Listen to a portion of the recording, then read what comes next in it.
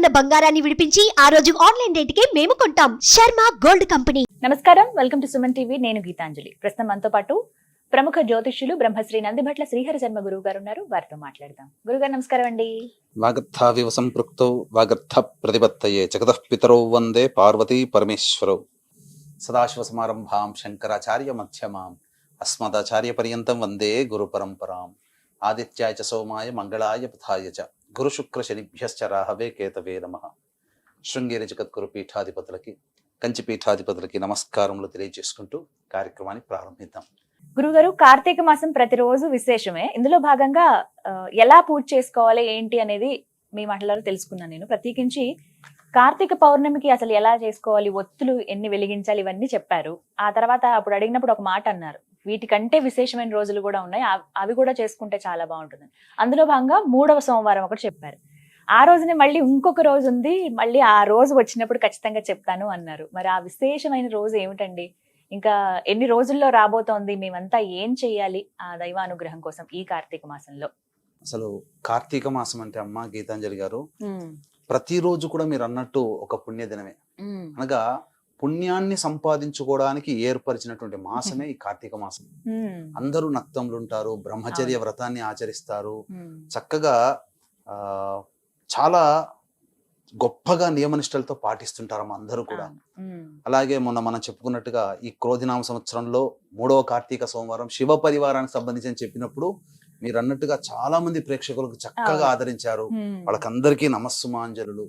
అలాగే మంచి మంచి అంటే మీ ప్రేరణ, మీ అభిమానము, అలాగే మీ యొక్క సంతోషము, మీరందరూ బాగుపడాలనే ప్రేరణతోనే మరిన్ని విషయాలకు ఈ యొక్క సుమన్ టీవీ యాజమాన్యం ద్వారా, ప్రసార మాధ్యమం ద్వారా మనం తెలియజేస్తూ వస్తున్నాం అమ్మా. గమనించుకున్నట్లయితే ప్రత్యేకించి ఈ కార్తీక మాసంలో ఈ సంవత్సరం అనేక రకాలైనటువంటి పుణ్యతిథుల కలయిక అనేటువంటిది వచ్చింది. అంటే మనకు కేవలం ఒక యోగమే ఏర్పడితే ఇటువంటివి అనేక యోగాలు కలిసి ఒక్క రోజుల్లోనే ఏర్పడుతున్న సందర్భాలు వచ్చాయి. ఇంకా విశేషం 3వ కార్తీక సోమవారంలో ఆ విధంగా ఎలా అయితే శివ పరివారం వచ్చిందో, ఇప్పుడు ఇంకోటి కూడా ప్రత్యేకమైనటువంటిది ఏంటంటే గురువారం రోజున 21వ తారీఖు వచ్చేది. ఈ రోజు 3వ కార్తీక సోమవారం మనం, కానీ 21వ తారీఖు రోజున గురువారము పుష్యమి నక్షత్రం కలిసి వచ్చినటువంటి రోజు. పైగా షష్ఠీ తిథి కూడా ఉంది ఆ రోజున. కార్తీక మాసం కృష్ణ అనగా బహుళపక్ష షష్ఠి. ఈ 3 కలయిక వచ్చినటువంటిది మాత్రం చాలా అద్భుతంగా చెప్పవచ్చమ్మా. ఆదివారము పుష్యమి నక్షత్రం కలిస్తే పుష్యార్క యోగం ఎంత బలమైనటువంటి యోగమో, గురువారం మరియు పుష్యమి నక్షత్రం కలిసి వచ్చినటువంటి రోజున కానీ గురువు పుష్యమి నక్షత్రంలో సంచరిస్తున్నటువంటి సందర్భంలో అది 12 సంవత్సరాలకు ఒకసారి వస్తుంది. గురువు పుష్యమి నక్షత్రంలో సంచరించేది 12 సంవత్సరాలకు ఒకసారి. కానీ గురువారము పుష్యమి నక్షత్రం కూడా చాలా అరుదుగా వస్తూ ఉంటాయి. సంవత్సరంలో ఒక 3 లేదా 4 కంటే ఎక్కువ రావు. గురువారం అంటే గురుడికి ప్రీతి. గురుడికి ప్రీతి పుష్యమి నక్షత్రం. ఇక్కడ మనం గమనించుకోవాల్సినటువంటిది ఏంటంటే, గురువారం అనేటువంటిది మనము దత్త సాంప్రదాయంగా మనం కొలుసుకుంటూ వస్తున్నాం. సాధారణంగా ఇప్పుడు మనం కొలుచుకునే గురువులా కాదు, అసలు సిసలైనటువంటి దత్త సాంప్రదాయం. ఈ పుష్యమి నక్షత్రానికి ఒక విలక్షణమైనటువంటి స్థితి ఉందమ్మా. అంటే ఏ నక్షత్రానికి 2 గ్రహాలు ఆధిపత్యం వచ్చినటువంటి సందర్భం లేదు. కానీ ఈ యొక్క అంటే మృగశిర నక్షత్రానికి చంద్రుడు, సోముడు వస్తాడు. అలా కొన్ని నక్షత్రాలని తక్కువగా, ఇలా ఈ యొక్క పుష్యమి నక్షత్రానికి గురువు అధిపతి, శని కూడా నక్షత్రాధిపతి. గురువు పరిపాలిస్తాడు, పరిపాలకుడు గురువు.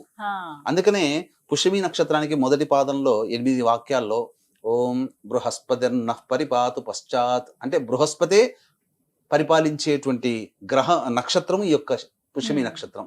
పుష్యమి నక్షత్రానికి అధిపతి ఎవరు? మళ్ళీ శని భగవానుడు. ఇది ఈ పుష్యమి నక్షత్రం అనేటువంటిది అనురాధ కానీ పుష్యమి కానీ ఇవన్నీ కూడా ఏంటంటే దేవగణానికి సంబంధించినటువంటి నక్షత్రాలు. అయితే ఇవి కలిసి ఉండేటువంటి రోజు రావడం గురు పుష్య యోగంగా చెప్పబడితే, షష్ఠి తిథి రోజున ఉండడం కూడా గొప్ప యోగం. కాబట్టి ఈ యొక్క ఈ గురువారము పుష్యమి నక్షత్రం ఉన్నటువంటి రోజున కొన్ని నియమాలు గనక మానవుడు కొన్ని సమస్యలకి, అనగా విద్య కావచ్చు, వివాహం కావచ్చు, ఉద్యోగం కావచ్చు, దాంపత్యం కావచ్చు, సంతానం కావచ్చు, అలాగే అనారోగ్య సమస్యలు కావచ్చు, ఇంకా చెప్పాలి అని అంటే ప్రధానంగా ధనపరమైనటువంటి సమస్యలతో బాధపడేటువంటి వాళ్ళు కావచ్చు. ఈ చెప్పబడినటువంటి సమయాల్లో ఒక్కొక్క సమస్యకి మనం చెప్పుకుందాం. ఒక్కొక్క తప్పకుండా. హోరలో గనక ఉమ్. వీరు అభిషేకం గనక చేసుకుంటే ఆ గ్రహ ప్రభావం చేత వాళ్ళ సమస్యల నుంచి బయటపడడానికి ఒక మార్గం అనేటువంటిది కలుగుతుంది. ఏదో పాతాళ భైరవి సినిమా లాగా జై పాతాళ భైరవి అనగానే రాత్రికి రాత్రి భవనాలు కట్టడాలు అట్లాంటివి ఉండవమ్మా. ఉమ్. మనకు కష్టపడుతున్నప్పుడు ఆ భగవంతుడు మనం చేసేటువంటి మానవ ప్రయత్నంలో భాగంగా దైవ ప్రయత్నం కూడా మనం చేస్తున్నప్పుడు దైవం మనకు అనుకూలించి ఆ ప్రయత్నంలో ఒక మనల్ని మార్గం విజయం చేస్తుంది. చూపిస్తారన్నమాట. ఒక మార్గం. ఉమ్. కాబట్టి ముఖ్యంగా ఉమ్. చాలా మంది ఏంటంటే ఈ అక్షయ తృతీయ, ధనత్రయోదశి ఈ రోజున బంగారం కొనుక్కుంటారంటారు. కానీ అసలు కొనుక్కోవాల్సినటువంటి రోజు, బంగారం కొనవలసినటువంటి సమయం ఉమ్. ఈ గురుపుష్య యోగంలో ఉన్నప్పుడు బంగారం కొనుక్కోవాలి. ఆహా. గురుపుష్య యోగం ఉండి ఉమ్. గురుహోరలో గనక బంగారం కొనుక్కున్నట్లయితే ఉమ్. అది చాలా విశేషం. టైం ఎప్పుడు ఉంది టైం అంటే ఎప్పుడు గురువారం అంటే అంటే? మనకు గురువారం పొద్దున 6:15 నుంచి 7:15 వరకు ఉంటుంది. ఉమ్. కానీ ఈ ఆ సమయానికి ఎవరు అప్పుడు షాపులు షాపులు తెరవరు. తీయరు కదండి, కాబట్టి అవును. 1:15 నుంచి 2:15 వరకు మళ్ళీ ఆహా. గురుహోర ఉంటుంది. మళ్ళీ మధ్యాహ్నం ఉంది. మధ్యాహ్నం ఆ సమయంలో గనక బంగారం కొనుక్కుంటే ఉమ్. మళ్ళీ దానికి 10 బంగారం కొనగలిగే స్థాయి శక్తి, ఇస్తారా? స్థాయి మనకు కలుగుతుంది. ఇది ఒక మాట అడుగుతాను. చెప్పండి అమ్మా. బంగారం అంటే వినడానికి బాగుంటుంది, కొనుక్కోవాలని కోరుకుంటుంది, కానీ కొనే స్తోమత లేని వాళ్ళు చాలా మంది ఉంటారు. చిన్నగా వాస్తవం. కాదండి, ఎంత రేటు తగ్గినా గానీ ఆ రేట్ ఏమి 10,000 20,000 అవ్వలేదు. అవును. జస్ట్ ఒక 4-5 వేలు చాలా. తగ్గింది, 70లోనే ఎందుకని- ఉంది. వాస్తవం, మీరన్నమాట అక్షర సత్యం అమ్మా. ఉమ్. ఈ రోజున బంగారం కొనే శక్తి ఎవరికీ లేదు. అస్సలు. కాబట్టి ఏం చేయాలి? బంగారానికి చాలా ప్రత్యామ్నాయాలు ఉన్నాయి. ఆ ఆహా. సమయంలో ఆ. జనరల్ స్టోర్ కి వెళ్ళి 1:15 నుంచి 2:15 మధ్యలో పసుపు పొట్లం కొనుక్కోండి. ఆహా. చక్కటైనటువంటి పసుపుని పసుపు కొనుక్కోండి. ప్యాకెట్. ఆ. పసుపు కూడా గురువు సంకేతమే. ఉహుం. తర్వాత ఇంకా విశేషంగా ఏంటంటే జమ్మి చెట్టు దగ్గరికి వెళ్ళి ఉమ్. ఒక జమ్మి కాండమును తెచ్చుకొని వచ్చి, ముళ్ళులతో ఉన్నటువంటి జమ్మి కాండము తెచ్చి దానికి పూజ చేసి ద్వారానికి కడితే ఉమ్. ఆ గురుహోరలో ఎటువంటి భూత ప్రేత పిశాచములున్నా తొలగిపోతాయి. ఉమ్.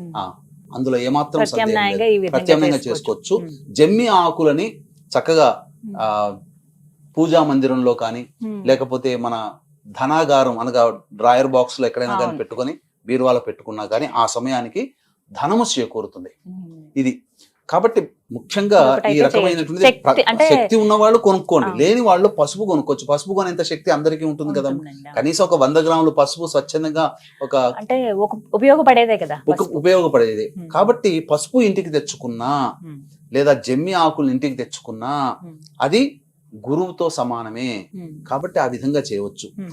ఆ గురుహోరలో అనాథాశ్రమంలో అనగా 1:15 నుంచి 2:15 మధ్య కాలంలో ఉమ్. ఈ గురుహోర ఉంటుంది. ఆ గురుహోరలో చక్కగా అనాథాశ్రమంలో కానీ, పెద్దలకి కానీ, ఉమ్. వాళ్ళకి వస్త్రములు కానీ, పండ్లు కానీ ఇతరత్ర వృద్ధాశ్రమంలో పంచండి. ఉమ్. అసలు మీకు అనంతమైనటువంటి గురుబలం పెరుగుతుంది. ఉమ్.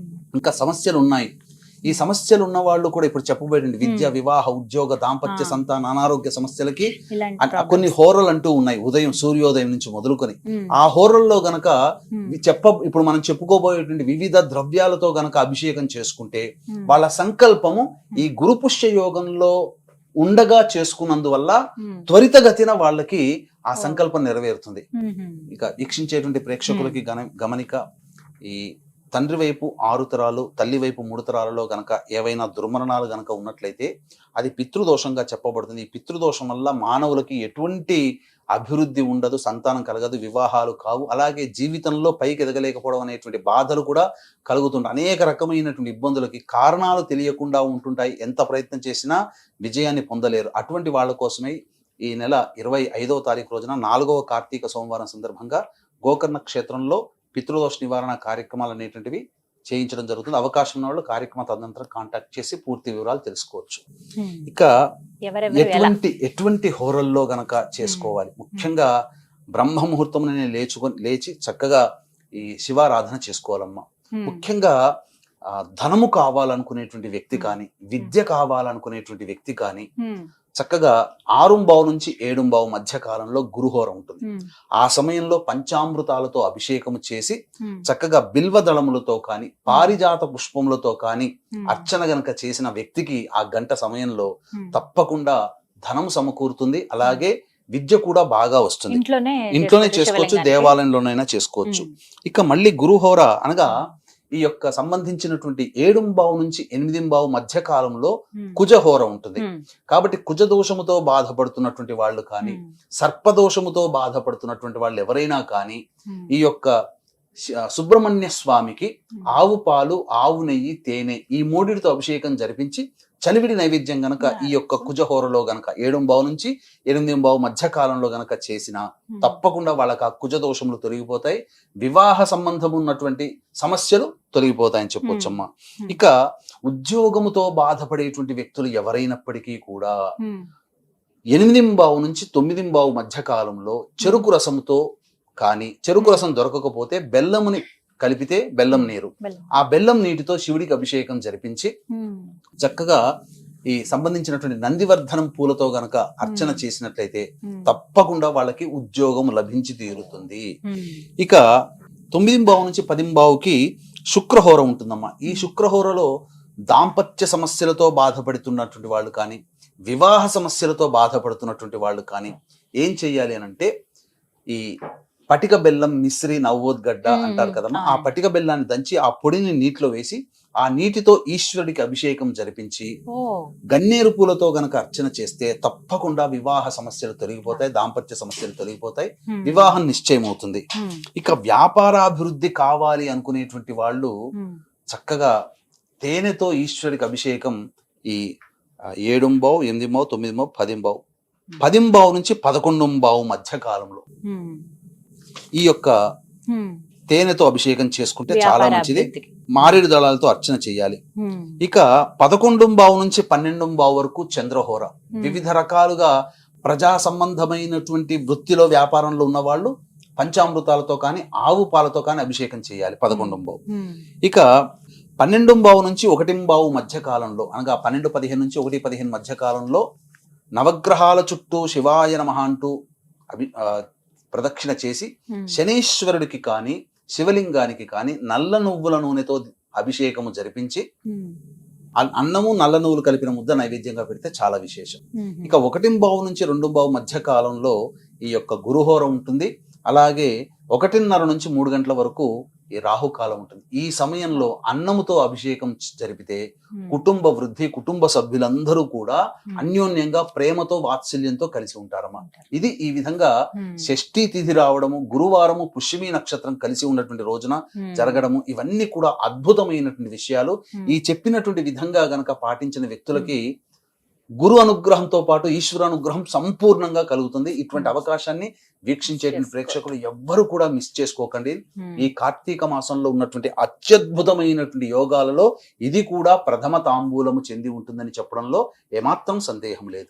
చాలా చక్కగా వివరించారు గురువు గారు. ఇప్పుడు రాబోతున్న గురువారమే కాబట్టి మనకు ఎవరైతే చేసుకోలేకపోయామని బాధపడే వాళ్ళు ఒకవేళ మిస్ అయితే గనక ఆ రోజున చేసుకున్నా కూడా మంచిదే. అందరూ ఈ పాటికి పౌర్ణమి చక్కగా చేసుకుంటారు, 3వ సోమవారం చేసుకుని ఉంటారు. అలాగే దీంతో పాటుగా ఉపవాసం ఉన్నా కానీ మంచిది. అవునా?